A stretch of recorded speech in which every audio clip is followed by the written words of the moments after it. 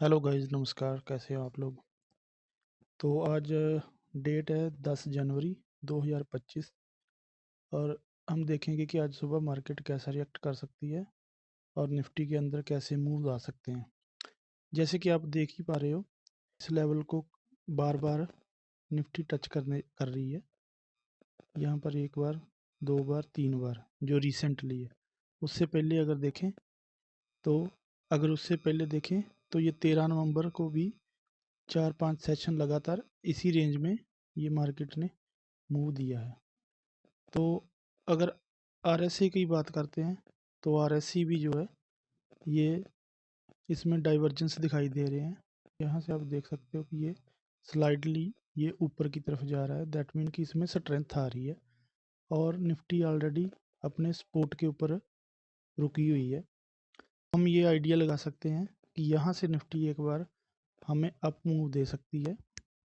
अगर हम 16 जनवरी 2025 की वीकली एक्सपायरी की बात करते हैं तो आप साफ साफ देख पा रहे होंगे कि यहाँ पे 23,500 के ऊपर एक सपोर्ट बन रही है जिस पे ओपन इंटरेस्ट है 25 लाख शेयरों का। तो ये एक इमीडिएटली एक सपोर्ट का भी काम कर रही है। तो जैसे आपने चार्ट पर भी देखा है, वहीं पे मार्केट रुका हुआ है और ओपन इंटरेस्ट भी यही शो कर रहा है। अगर रुकावट की बात करते हैं, रेजिस्टेंस की बात करते हैं, तो ये 27 लाख शेयरों का जो ओपन इंटरेस्ट है काल के अंदर, वो 23,600 के ऊपर है। और उसके बाद है 23,700 के ऊपर 28 लाख शेयरों का। अगर ऊपर जाते हैं तो 34 लाख शेयरों का है 23,800 के ऊपर।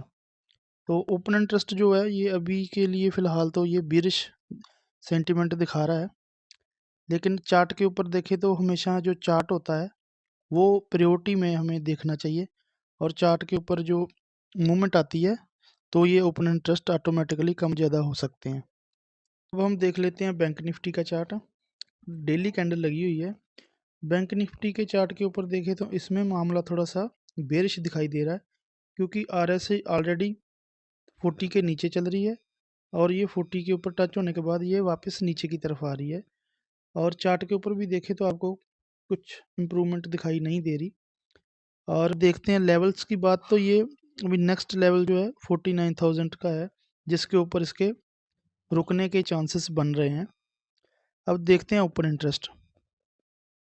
बैंक निफ्टी का ओपन इंटरेस्ट देखते हैं तो आपको दिखाई दे रहा होगा 49,500 के ऊपर 7.52 लाख शेयर का ओपन इंटरेस्ट है पुट के अंदर। तो इसका मतलब है कि यहाँ पे एक सपोर्ट बनती हुई दिखाई दे रही है। अगर ये सपोर्ट भी टूटती है तो डायरेक्ट सीधा लेवल जो है 49,000 का आने वाला है, जहाँ पे है 12,09,000 शेयरों का ओपन इंटरेस्ट है। तो ये एक सपोर्ट का काम करने वाला है। और अगर हम रेजिस्टेंस की बात करते हैं तो नियरेस्ट जो रेजिस्टेंस है वो 50,000 के ऊपर होने वाला है जिसके ऊपर लगभग 11 लाख शेयरों का ओपन इंटरेस्ट है। अब हम बात करते हैं एफआईआईज और डीआईआईज की।